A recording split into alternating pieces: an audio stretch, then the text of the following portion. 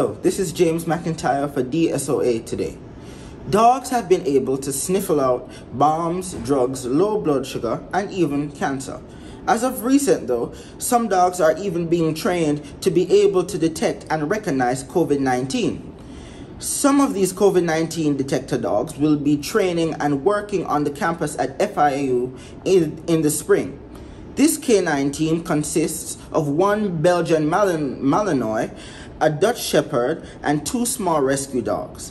They have been trained in small labs but are making their way into larger spaces such as auditoriums and libraries. Besides just detecting COVID on humans, the dogs can detect COVID on objects such as chairs and tables. Though FIU dogs aren't the only dogs being trained to detect COVID, many dogs are being placed in airports in different countries and in other sports gatherings. Here are some students' thoughts on how dogs affect the safety of the public places. Did you know that dogs are being used to detect COVID? I didn't, but I would assume since there are dogs that can detect cancer and stuff like that, so I guess it makes sense. What do you think about dogs being used to detect COVID?